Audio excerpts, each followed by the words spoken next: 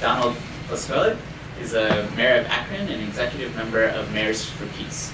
Members of Mayors for Peace encourage their local members of parliament to join PNND, and in addition, PNND and Mayors for Peace have undertaken a number of joint initiatives, including the appeal of mayors and parliamentarians for a nuclear weapons-free world, which Mayor Plusquellic and then PNND co-president Alexa McDonough of Canada presented to the United Nations. So Donald, Thank you very much. I'm honored to be here to join with all of you, many of whom have come a long distance to get here, but to be here for this important conference, and it clearly is one indication of your commitment and dedication, the strength of your global membership. I want to point out you already have heard from Jackie Cabasso, who has provided dedicated service for our organization, the Mayors for Peace, for many years. So I'm happy to be here, and if I can tell you just a brief history of how I got involved and a little bit about my organization that I really represent, that is the past president of the U.S. Conference of Mayors, which is a bipartisan organization representing mayors over 30,000.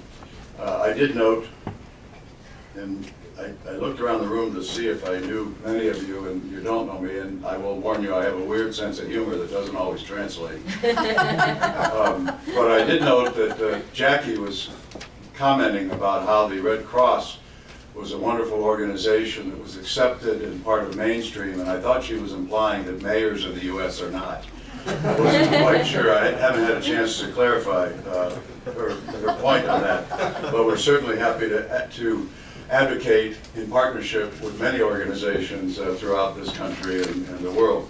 Our organization, the U.S. Conference of Mayors, advocates for cities and our metropolitan areas in many ways to improve the partnership with our federal government, to promote clean energy and new jobs, healthy residents, arts, culture, transportation, and education. Actually, many of the things that the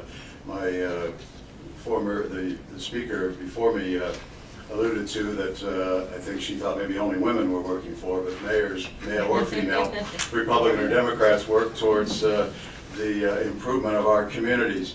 But it's also America's mayors who've taken a lead in many efforts to improve the global interests of people throughout our world. We've provided leadership on issues that our federal government has either chosen not to be involved in or can't be an advocate for whatever reason, political or otherwise. This includes a stance of our Mayors Conference against nuclear proliferation. And it's not the first time the mayors have provided the leadership when our president and Congress have failed to do so. After September 11, 2001, it was really the mayors in the U.S. who first provided the coordinated response to safety issues. When our federal government failed to approve the Kyoto Accords on climate change, it was America's mayors who pledged to reduce carbon emissions and clean our environment. And I can tell you that as of today, over 1,000 U.S. mayors have enacted strong local policies and programs to reduce global warming and pollution. And so it is. There's no press here, so that doesn't. but thank you. So it is that in 2012 and 2013, the U.S. Conference of Mayors adopted resolutions speaking directly to our federal government on the issues surrounding nuclear weapons.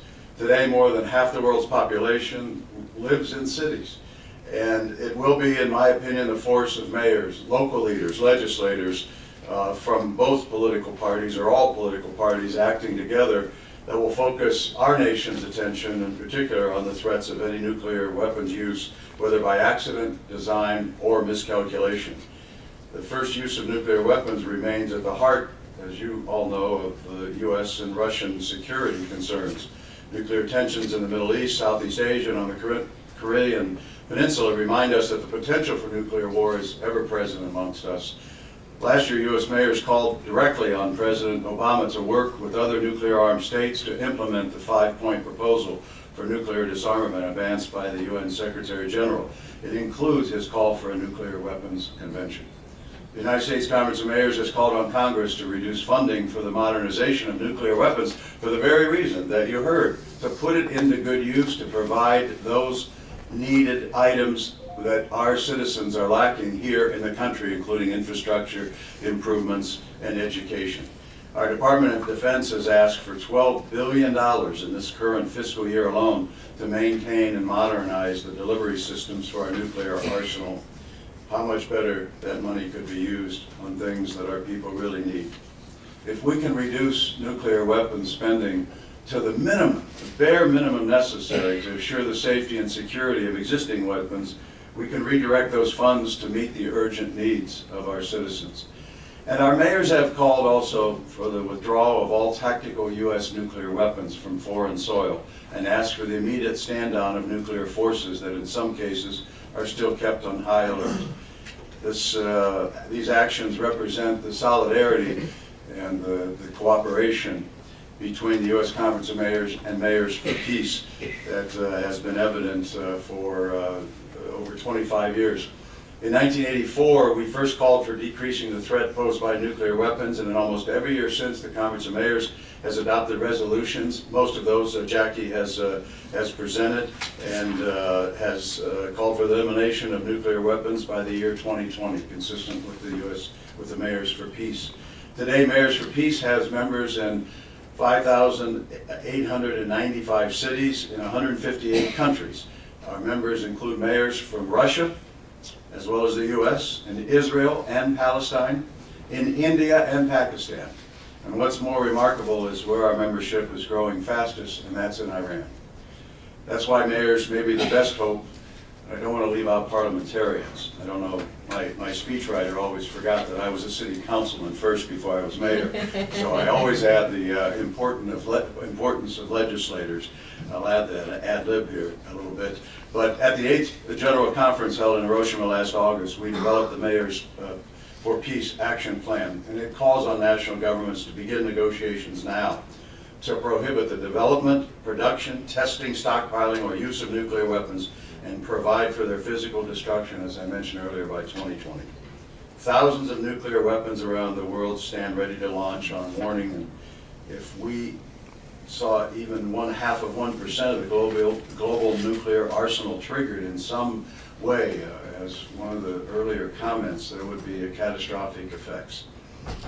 In an historic 2011 resolution, and again this was mentioned, the International Red Cross and Red Crescent movement noted the incalculable human suffering that would result from any use, accidental or otherwise, of nuclear weapons. And around the world, we're urging mayors to join with their local Red Cross and Red Crescent chapters in communicating this message. In Europe and Latin America, regional meetings of mayors have echoed these warnings. In recent years, Mayors for Peace have assembled U.S. mayors on these issues at meetings in Des Moines, Iowa, and in Madison, Wisconsin. We have appreciated the cooperation that was mentioned earlier when we signed a joint memorandum signed by this organization, PNND, and the Mayors for Peace in the memorandum that was Nuclear Weapons Free World, for a Free World. And as was mentioned, I have the opportunity and the privilege to present that with the former president at the United Nations. Let me close by saying that as mayor, as with most mayors around the world, I work hard every day to make our city a better place by making it safer, one that is economically prosperous and providing job opportunities, one that is environmentally friendly, and in every other way on the local level. But occasionally, we have a duty to look beyond our borders and to join with other individuals around the world to make this truly a better world. And so I'm happy to be here.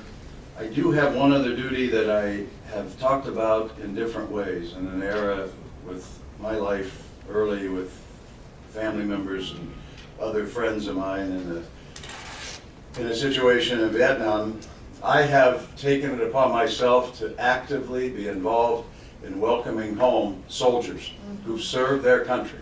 It's not their choice where they go and what we do, but they have served, and I do that with great pride. but it's one duty I wish I could give up. And someday, maybe all of us helping around this table and others around the world will be able to bring people home from those faraway places or close by, and for some of you, too close, where people are serving in those military uniforms, and we don't have to have that kind of world. And I can't think of anything better as I tell people the reason I do what I do for 40 years now is because I carry my 6 grandchildren's picture, and it's for them and many of the things that we all do. And for my grandchildren and your children and grandchildren, I hope we reach that day where we don't have that duty to send people or arms across any border, but to live in peace. And I look forward to that day, and I thank all of you. I'm honored to be joining you as we all work towards that goal together. Thank you.